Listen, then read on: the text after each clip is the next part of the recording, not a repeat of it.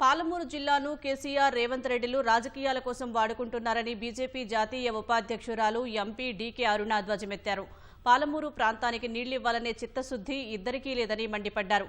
Power point ప్రజెంటేషన్లతో ఒకరిపై ఒకరు నెపం నెట్టుకునే ప్రయత్నమే తప్ప ఏం ప్రయోజనం లేదన్నారు. మాయ మాటలతో మోసం చేసి మరోసారి అధికారంలోకి రావాలని కేసీఆర్ నాటకాలు ఆడుతున్నారని దుయ్యబట్టారు. ప్రధాని మోదీపై సిపిఐ ఎమ్మెల్యే కూనంనేని సాంబశివరావు చేసిన అనుచిత వ్యాఖ్యలను తీవ్రంగా ఖండించారు. దేశవ్యాప్తంగా కమ్యూనిజం ఉనికిని కోల్పోయిందని ఎద్దేవా చేశారు. పాలమూరు జిల్లాను వాళ్ళ రాజకీయం కోసం వాడుకుంటున్నారు తప్ప పాలమూరు జిల్లా రైతులకు పాలమూరు రంగారెడ్డి ప్రాజెక్టు ద్వారా నీళ్లు ఇవ్వాలని, పాలమూరు రైతులను ఈ కరువుల నుంచి రక్షించాలని ఒక చిత్తశుద్ధి ఇద్దరికీ లేదు.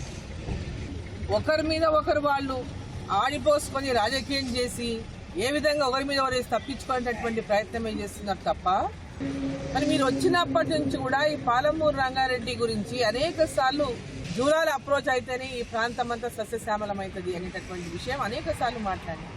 కానీ దాని గురించి ఒక అడుగు కూడా ముందుకు పడతలేదు. మరి ఇప్పటికైనా నిర్ణయం తీసుకోండి, ప్రయారిటీ బేసిస్లో ఈ ప్రాజెక్టును చేపట్టండి.